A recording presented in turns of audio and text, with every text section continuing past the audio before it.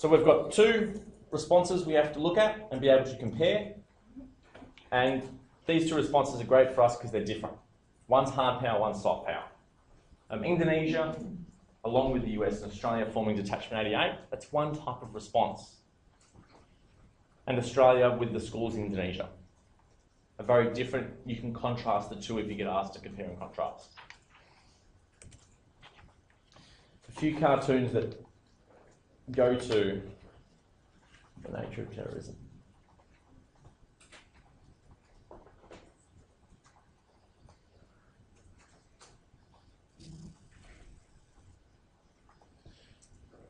These two particular images are interesting for us because they kind of capture the two responses. So the top one, you could say that soldier in I represents Detachment 88. They see a threat, they go in hard. They're the type of group to shoot first or imprison and torture, and then if they made a mistake, tough. This one at the bottom, Australia's response is probably more aimed at this. This is suggesting that, you know, radical ideas are inserted and absorbed by nutcases. Australia's response is probably more aimed at this kind of problem. It's about getting the children when they're young, making sure they're educated in the kind of ideals that we respect, that we think won't lead to terrorism. So India's response, in a word, Detachment 88. What did they do? They joined forces with the US and Australia. They funded, trained a new group. The group didn't exist prior to Bali. So we had 3 bombs go off in Bali, clearly attacking Westerners, attacking tourism, which is one of Indonesia's biggest exports. Indonesia had to respond. And amazingly, Australia and the US, fighting the war on terror at the same time, said, yes, we want to help. Of course we would want to help. The safer Indonesia is, the safer we are. Yes, their people. Sorry? It's their people that they're attacking in Indonesia. Yeah. Yeah, but it makes us safer. If that region is safer, then it's less likely terrorists are going to make their way here. Let's fight the battle over there. So, 3 groups. What would we call that if we have 3 global actors? It's multilateral, but one of the terms from this this unit. Yeah. 3 or more global actors working together to achieve a common goal. Australia, US, Indonesia. Just like the coalition of the willing, you've now got 2 examples of international cooperation. 3 global actors working together to achieve a common goal.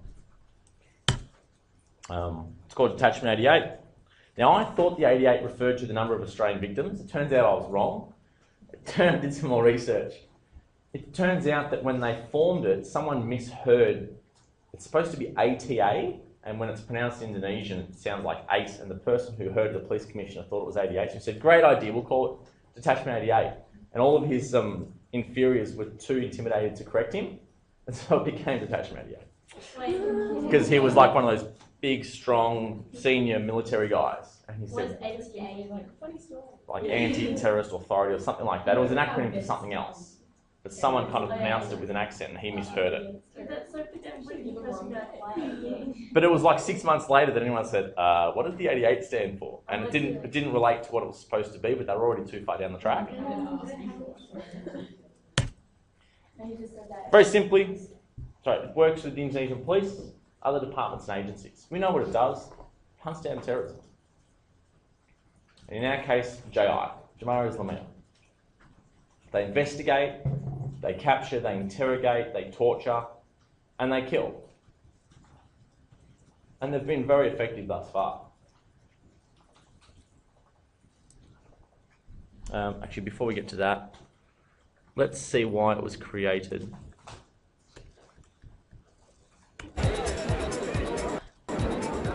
The night of October 12, 2002, the bustling beachside tourist mecca of Kuta, thousands of Australians and travellers from around the world partying, celebrating, unwinding, a scene so familiar, so normal, almost an Aussie rite of passage.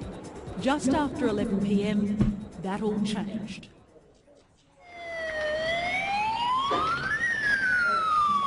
The first blast, a man wearing a backpack, a suicide bomber, inside Paddy's bar. 20 seconds later, another, this one from inside a white Mitsubishi van parked in the street outside, far more powerful than the first, opposite Paddy's at the Sari Club. 13 kilometres away in the capital Denpasar, a third bomb had also been detonated outside the US consulate. Thankfully, it caused only minor damage. Back in Kuta, that wasn't the case. The minutes that followed the twin blasts were filled with terror and confusion. Hundreds spilling out onto the street, some injured, others dazed and confused. It's horrendous. I've never seen anything like it. It's huge, it's scary, everything has gone. The local hospital was overwhelmed, many of the injured having to fend for themselves, while others relied on the kindness of strangers. Countless tales of courage and heroism would emerge in the months that followed. Of the injured, some were flown to Darwin and Perth, where burn specialists were on standby. Many would not survive. The death toll would eventually reach 202, 88 Australians. Authorities, meantime, took little time to focus their attention on the Islamist group Jamaah Islamiyah, led by radical cleric Abu Bakr Bashir. We are conducting thorough investigation, quick and thorough investigation. This is a real tragedy for Indonesia. This inhuman act of terrorism. But exactly who was responsible for the blasts wasn't clear. A week after the attacks, and just over a year since 9/11, a chilling audio message was broadcast on Arab television. It purported to be the voice of Osama bin Laden, and it confirmed what many had suspected. We had warned Australia against its participation in Afghanistan in addition to its unjust support of the separation of East Timor. It ignored the warnings until it woke up to the sounds of bombings in Bali. Back home, security was tightened, many asking, was that tragic night in Kuta just a threat of what's next? It has happened to our own on our doorstep. Less than a month after the blasts on the 5th of November, Indonesian authorities swooped. And Rosie, who had become known throughout his long trial as the smiling assassin, was arrested in an early morning raid. Police found his home littered with terrorist training manuals and bomb-making equipment. But it was his mobile phone that would provide investigators with their most valuable clue. It chronicled his communications over the weeks, days and minutes preceding the attacks. A series of arrests and shootouts followed. Some would take days to find, others years. Those responsible for the attacks were scattered across Indonesia, elsewhere in Asia and in the Middle East. The pace of the Indonesian legal system frustrated the relatives of those who died and those who were left behind. The leniency of some of the sentences criticised by foreign governments. And Rosie and two of his co-conspirators were put to death by firing squad in November 2008, more than 6 years after the attacks.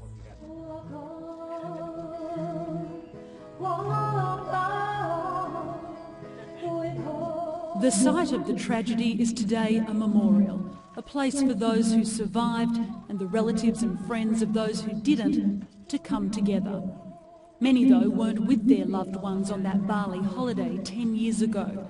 They were back home. And today, in cities across Australia and around the world, people pause, reflect and remember the 10th anniversary of the Bali bombings. Selena Edmonds, Sky News.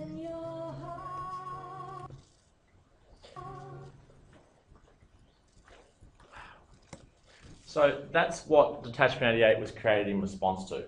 It was clearly a threat to Indonesia, to Indonesia's national interests, their relationship with their neighbours, and it was clearly in Australia and the US's interest to get on board and support the Indonesians. As to the effectiveness of their response, you could say that in fact it's been very effective. Over 700 suspects arrested, 500 of them prosecuted. That's pretty good in a short space of time, especially considering JI was a pretty small terrorist group. The organisation itself has shrunk dramatically. There haven't been a lot of attacks. We know the three big ones that we can refer to: Bali in 2002, the American Embassy in 2000, Australian American Embassy in 2003, the Marriott Hotel in 2004. Since then, very few. And the leader was arrested and jailed, Abu Bakr Bashir. So the response is fairly effective, but like everything we do in this subject, we also want to talk about the limits of the response.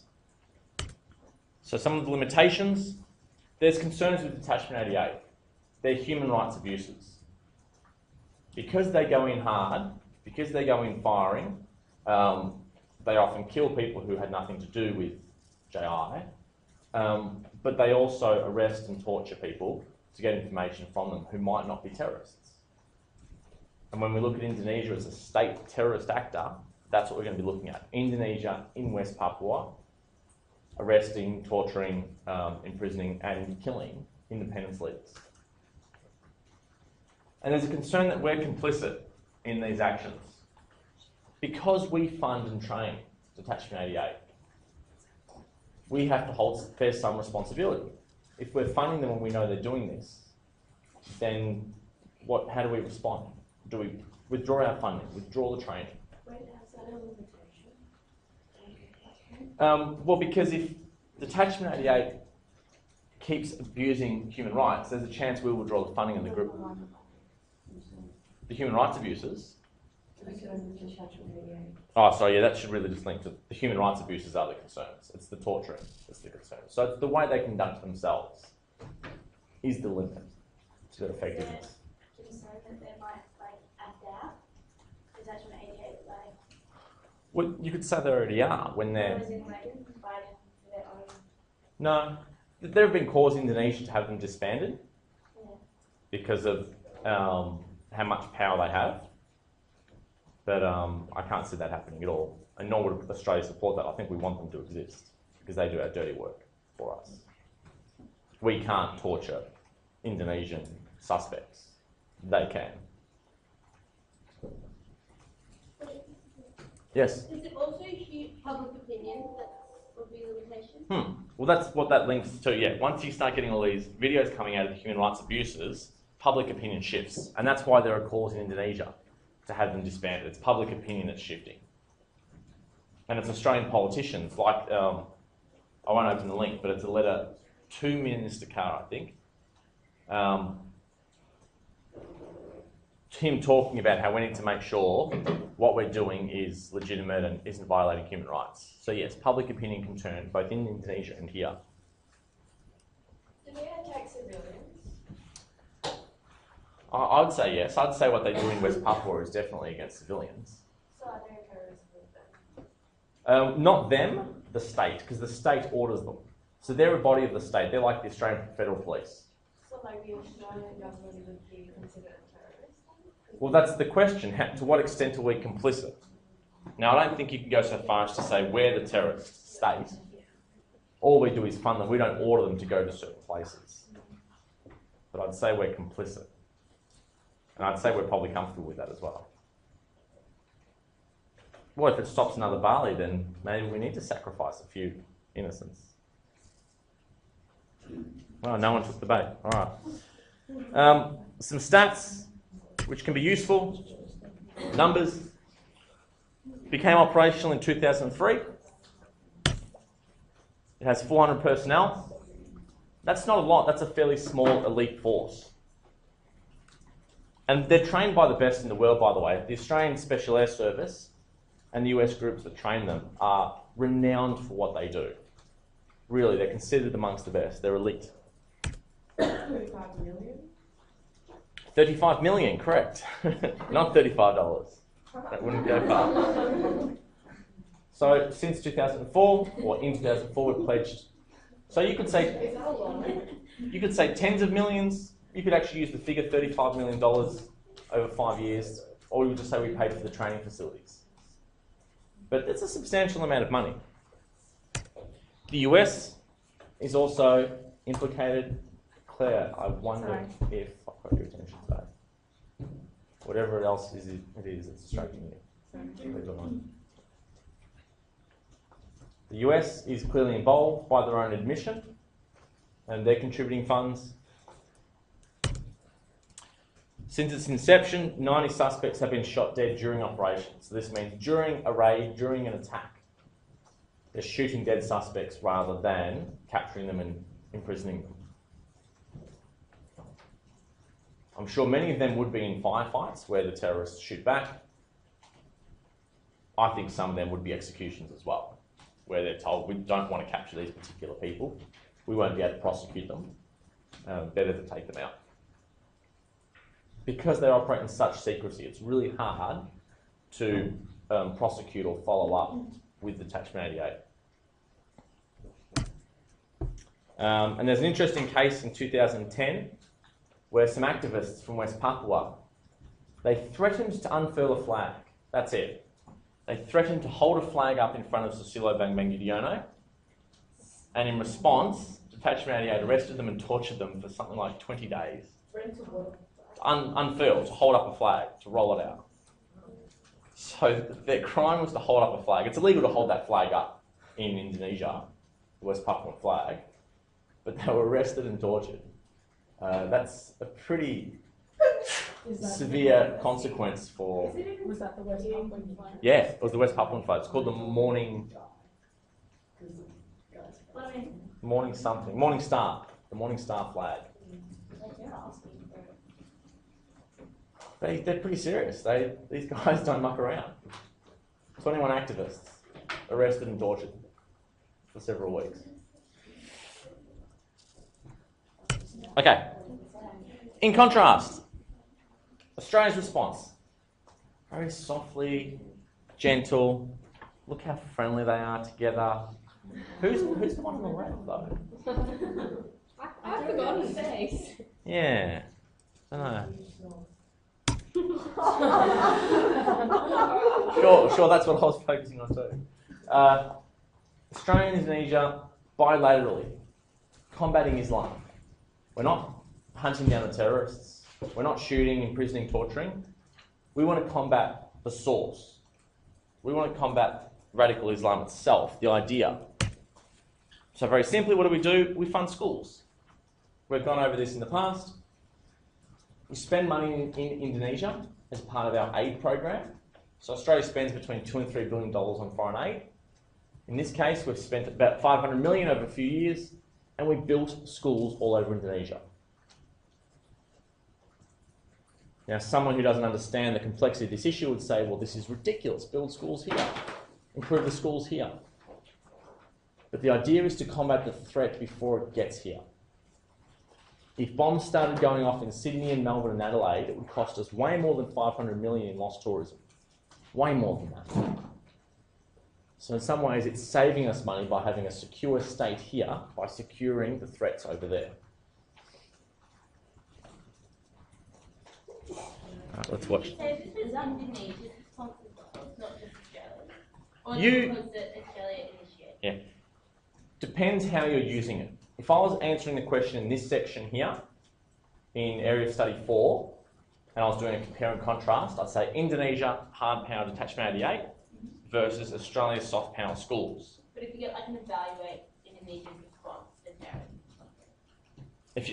If it says evaluate one actor's response, then you can do Indonesia and both Detachment 88 and the schools. Yeah. But if this was in Area of Study 2, where you're just talking about what Indonesia has done, then you'd say Indonesia and Australia. Know what I mean? Yeah. Yeah. So you can use it in different ways. Look, it's going to be legitimate in both ways. Just make it clear whose response. How much money is that financing these schools for Australia? Relative to what? I don't know what to compare it to. Is it much? Is it much of a... It's a fair contribution. Foreign aid is always expensive to do projects overseas. Yeah. So it's a fair bit of money, but it was also over quite a few years. That's 6 years. Yeah. And building schools is expensive. You've got to get the land, you've got to build the physical structure, you've got to hire people. 500 million. Look, relative to what construction in Iraq has been, that's an absolute bargain. You know, we've spent, I think, 50 billion in Iraq and there's nothing to show for it on reconstruction.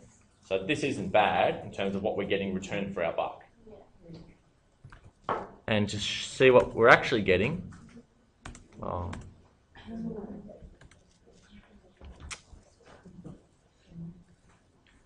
It's gonna load.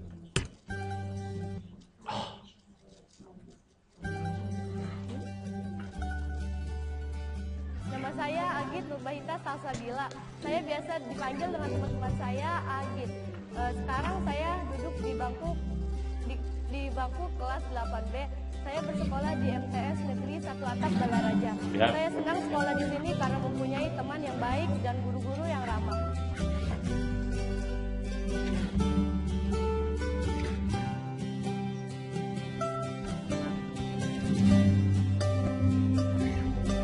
Bantuan yang dibantu dari Australia ini sangat membantu sekali masyarakat seperti itu. Mereka bisa menyekolahkan dengan senang, dekat, kemudian fasilitas sekolah juga memadai dibandingkan sekolah-sekolah yang jauh belum tentu memadai. So education is the key to development. It's good for individuals, it's good for their families, and it's also good for whole communities. And that's why it's our highest priority here in Indonesia. Our new education program, which is done in partnership with the Indonesian government, builds on the success of our previous education support. We will be building thousands of schools. We will be improving the quality of thousands of Islamic schools, which is important because that's where many of the poorest children, and especially girls, go to school. And we will be helping schools use their scarce resources better.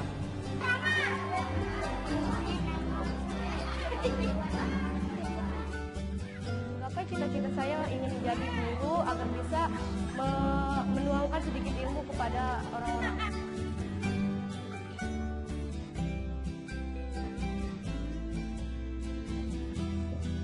Saya berterima kasih kepada orang Australia bahwa telah menyumbangkan istilahnya dana, walaupun ya istilahnya nggak berupa misalnya seperti uang, tapi untuk istilahnya masa depan anak saya di sekolahan ini. Jadi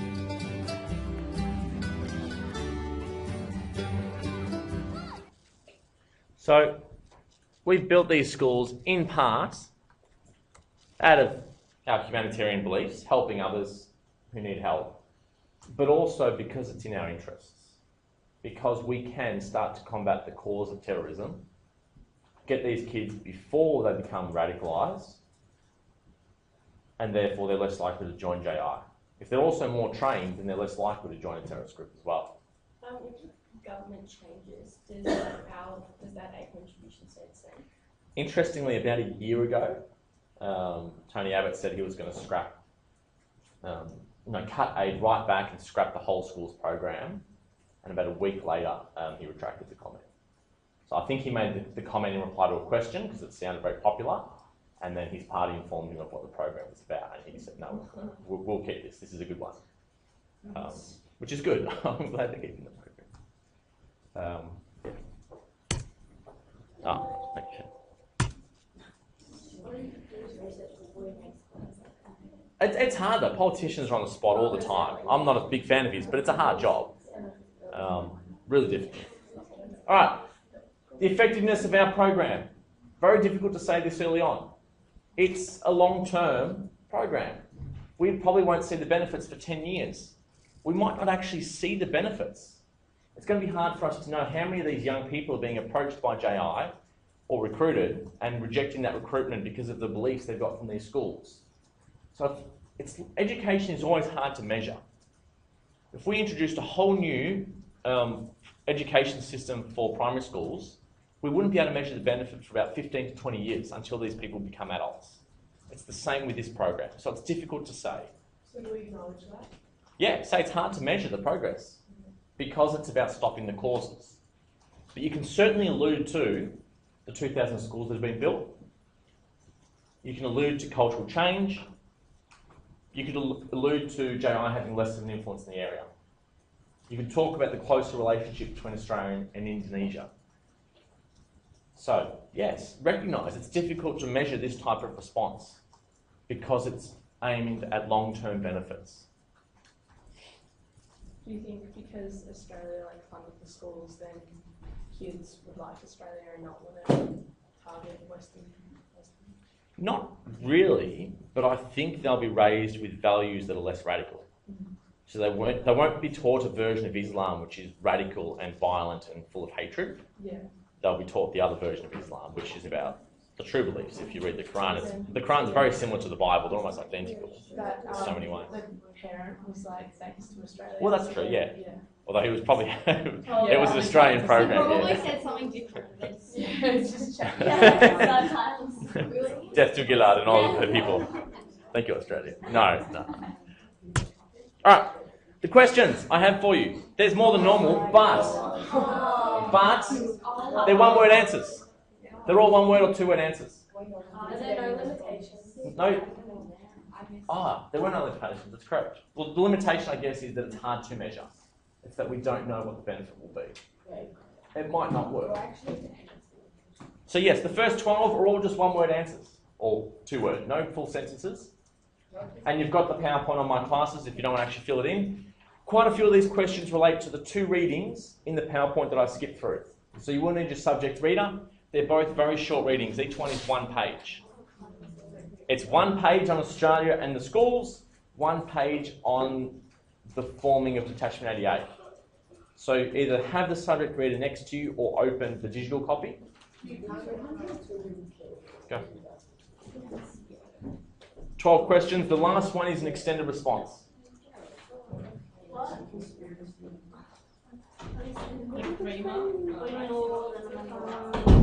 So the 12 before that shouldn't take you too long.